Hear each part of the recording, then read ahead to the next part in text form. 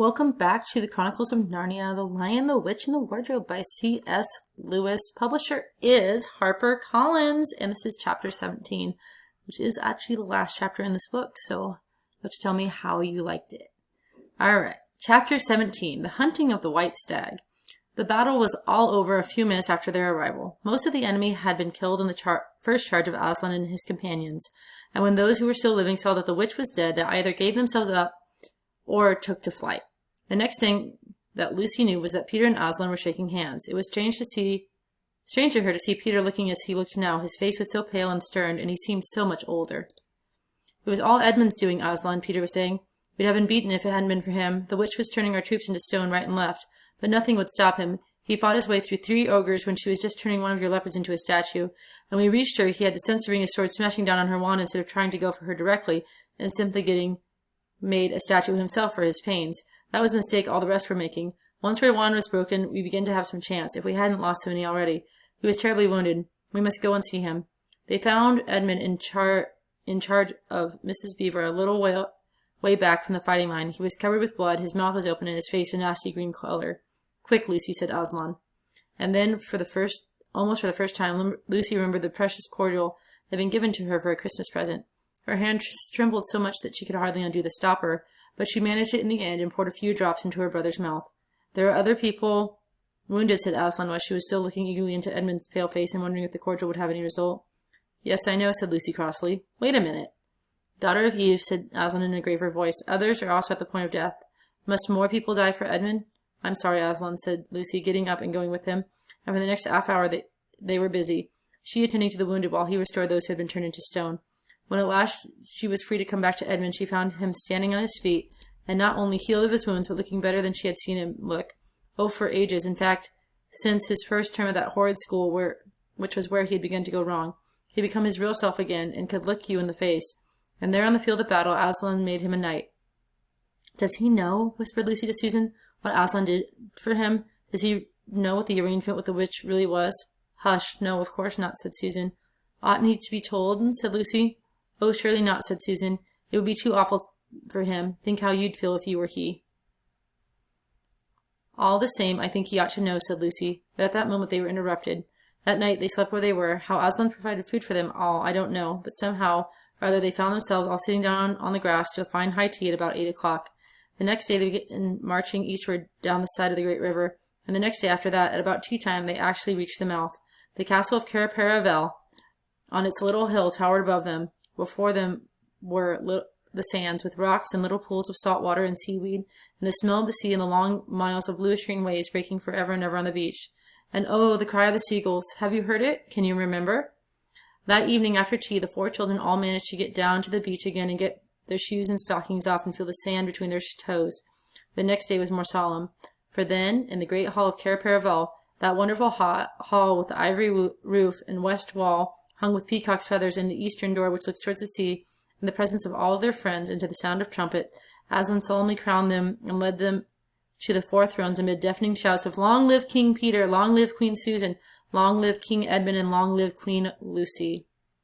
Once a king or queen in Narnia, always a king or queen. Bear it well, sons of Adam, bear it well, daughters of Eve, said Aslan.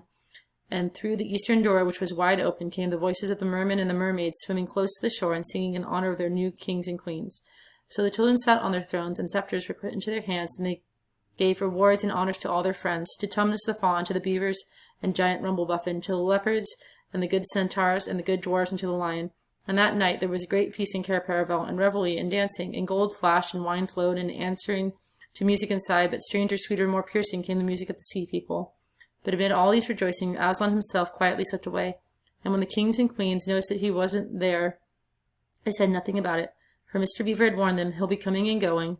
He had said, one day you'll see him and another you won't. He doesn't like being tied down, and of course he has other countries to attend to. It's quite all right, he'll often drop in. Only you mustn't press him. He's wild, you know, not like a tame lion. And now, as you see, the story is nearly, but not quite, at an end.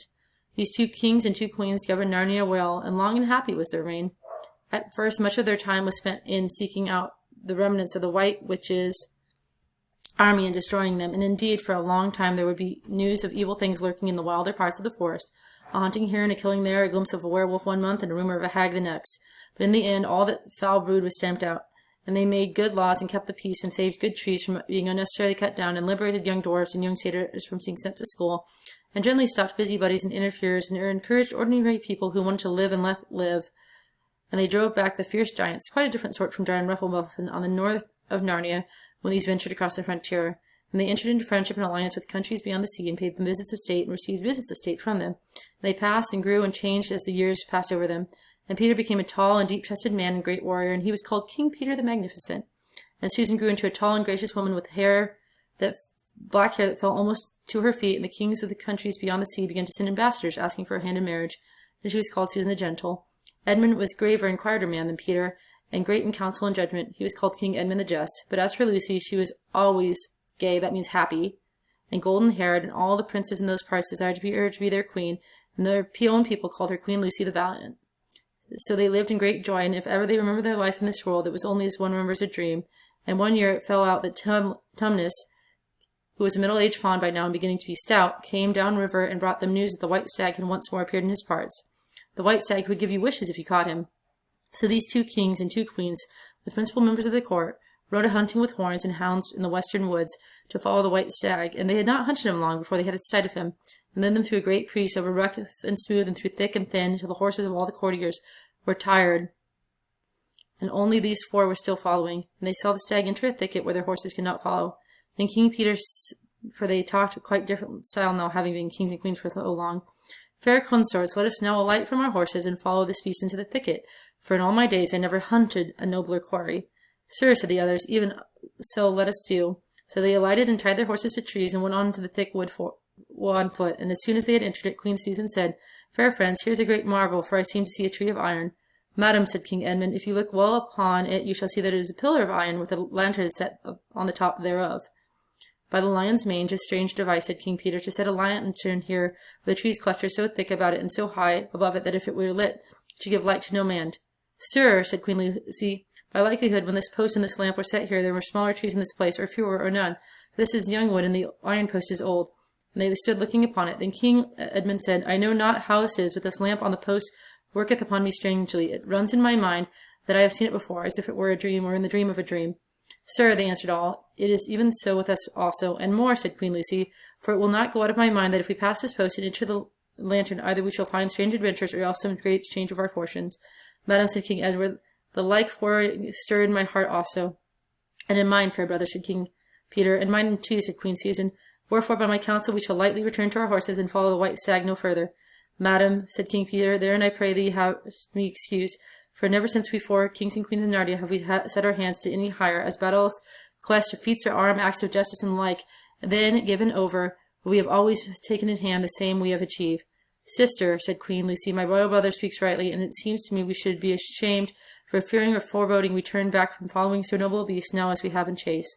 "And so say I," said King Edmund, "and I have such desire to find the signification of this thing, that I would not by my good will turn back from the richest jewel in all Narnia and all the islands." "And in the name of Aslan," said Queen Susan, "if you will all have it so, let us go and take the adventure that shall fall to us." So they're debating whether or not to go back. So these kings and queens entered the thicket, and before they had gone a score of paces, they all remembered the thing they had gone was called a lamp post, and before they had gone 20 more, noticed that they were making their way not through branches, but through coats. And the next moment they all came tumbling out of the wardrobe into the empty room, and they were no longer kings and queens in their hunting array, but just Peter, Susan, Edmund, and Lucy in their old clothes. It was the same day and the same hour on the day which they had all gone into the wardrobe to hide. Mrs. McCready and the visitors were still talking in the passage, but lucky they never came into the empty room, so the children weren't caught. And that would have been the very end of the story if it hadn't been that they felt they really must explain to the professor why 4 of the coats out of his wardrobe were missing. And the professor, who was really a remarkable man, didn't tell them to not be silly or not to tell lies, but believe the whole story. No, he said, "I don't think there will be any good trying to go back through the wardrobe door to get to the coats. You won't get into Narnia again by that route, nor will the coats be much use to you now if they did." What's that?" "Yes, of course you'll get back to Narnia again some day. Once a king or queen in Narnia, always a king in Narnia. But don't try to use the same route twice. Indeed, don't try to get there at all. It'll happen when you're not looking for it. And don't talk too much about it even among yourselves, and don't mention it to anyone else unless you find that they've had adventures of the same sort themselves." "What's that? How will you know?" "Oh, you'll know all right. Odd things they say. Even in their looks will let the secret out. Keep your eyes open." "Bless me, what do they teach at them schools?"